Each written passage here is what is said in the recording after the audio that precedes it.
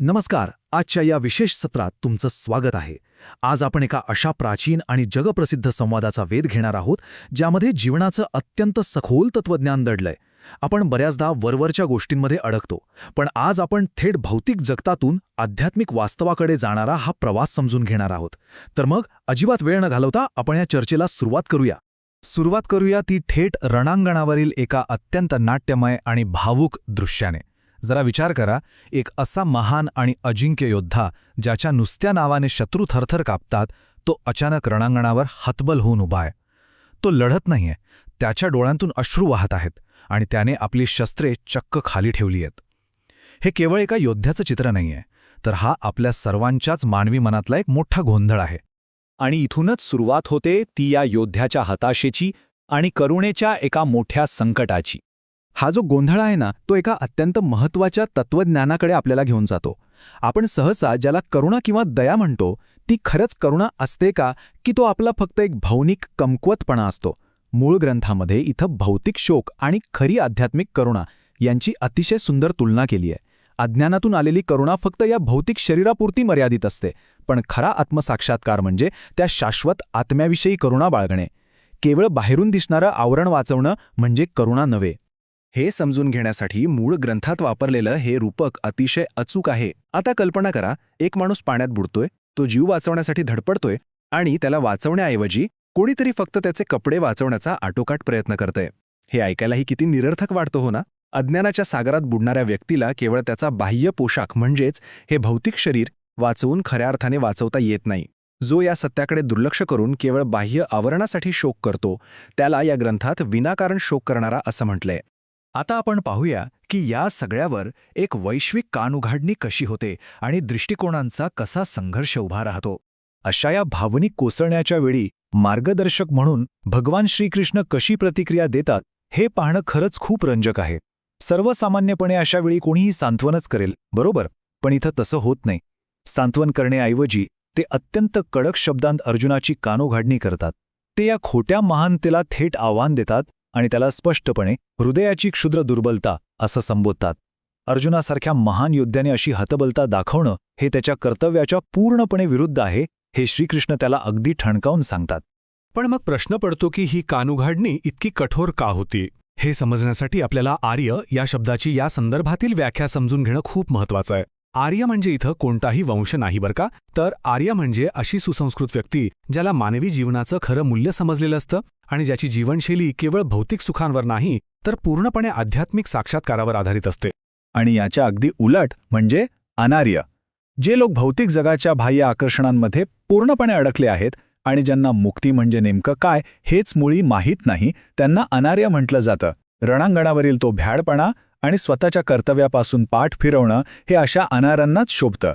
आध्यात्मिक प्रगती साधू पाहणाऱ्यांना अजिबात नाही, असा अगदी स्पष्ट संदेश इथं दिला आहे.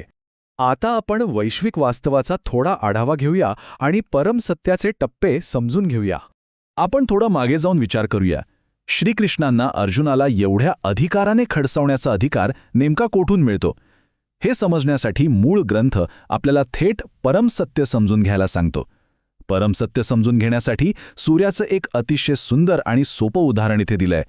जसे सूर्याचे 3 टप्पे असतात ना, पहिला टप्पा म्हणजे सूर्यप्रकाश जो सर्वत्र पसरलेला असतो, याला ब्रह्म म्हटलं जातं. दुसरा टप्पा म्हणजे सूर्याचं बिंब, ज्याची तुलना प्रत्येकाच्या हृदयात स्थित असलेल्या परमात्म्याशी केली आहे.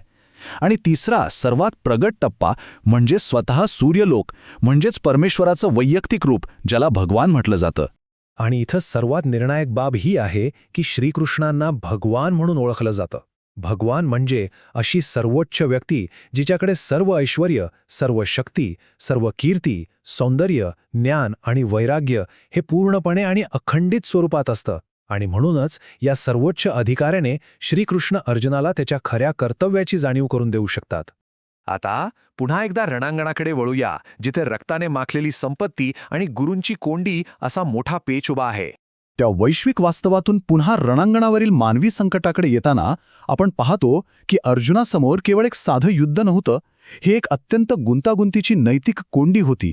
त्याचा प्रश्न अगदी रास्त आहे. सामान्य शिष्टाचार आपल्याला काय सांगतो, तर आपल्या आदरणीय वरिष्ठांशी कधी शाब्दिक वादसुद्धा हालू नये. मग प्रत्यक्ष रणांगणावर त्यांच्यावरच बाणांनी प्रतिहल्ला करणं हे अर्जुनासारख्या संस्कारी व्यक्तीसाठी कसं शक्य होतं, हाच त्याच्या वेदनेचा मूळ गाभा होता. पण थांबा, इथे शास्त्र नेमकं काय सांगतंय हे पाहणं खूप रंजक ठरतं. आपल्याला वाटतं तसं हे सरळ नाहीये. एखादा शिक्षक जर निंदनीय कृत्य करत असेल, त्याने आपली विवेकबुद्धी गमावली असेल किंवा केवळ आर्थिक फायद्यासाठी अन्यायकारक बाजू घेतली असेल, तर तो आदरणीय राहत नाही आणि त्याचा त्याग करणं पूर्णपणे योग्य ठरतं. भीष्म आणि द्रोण हे दुर्योधनाकडून मिळणाऱ्या आर्थिक मदतीमुळे त्याच्या बाजूने उभे होते, त्यामुळे शास्त्रानुसार पाहिलं तर अर्जुनाला त्यांच्यावर हल्ला करण्याचा पूर्ण अधिकार होता. असं असलं तरी या कर्तव्याच्या अंतिम ओझ्यामुळे आलेली निष्क्रियता आणि मुक्तीचा मार्ग इथं खूप महत्त्वाचा ठरतो. शास्त्राचा हा आधार असूनही अर्जुनाच्या मनावर या निर्णयाचं एवढं मोठं भावनिक ओझं होतं की तो पूर्णपणे निष्क्रिय झाला होता. त्याच्यासमोर दोन्ही बाजूनी पराभवच दिसत होता. विचार करा, एकीकडे युद्ध जिंकलं तरी मिळणारी ती संपत्ती गुरूंच्या आणि स्वतःच्याच नातेवाईकांच्या रक्ताने माखलेली असणार, आणि दुसरीकडे युद्ध न केल्यास एक राजपुत्र असूनही त्याला भिक्षा मागून जगावं लागणार. हा एक असा भयानक पेचप्रसंग आहे जिथे कोणताही पर्याय त्याला सुख देणारा नव्हता. पण तुम्हाला एक सांगू, ह्या एवढ्या मोठ्या संकटातही एक आशेचा किरण लपलेला आहे.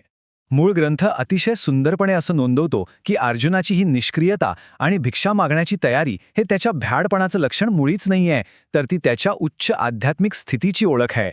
हे भौतिक संबंधांमधून आलेली त्याची अलिप्तता आणि इंद्रियांवरचं त्याचं नियंत्रण दर्शवतं.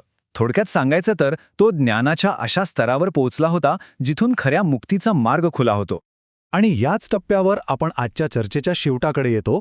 पण जाता जाता एक अत्यंत प्रबळ आणि विचार करायला लावणारा प्रश्न आपल्यासमोर आहे. खरी मुक्ती म्हणजे नेमकं काय? जीवनातील आव्हानांपासून आणि आपल्या कर्तव्यांपासून दूर पळून जाणं, की त्याच आव्हानांना पूर्ण आध्यात्मिक अलिप्ततेने आणि सर्वोच्च जाणीवेने सामोरं जाणं? या प्रश्नाचं उत्तरच आपल्याला खऱ्या आत्मसाक्षात्काराच्या मार्गावर घेऊन जाऊ शकतं. आजच्या या विश्लेषणात आपण इथेच थांबणार आहोत. या खोल विचारावर नक्की मनन करा.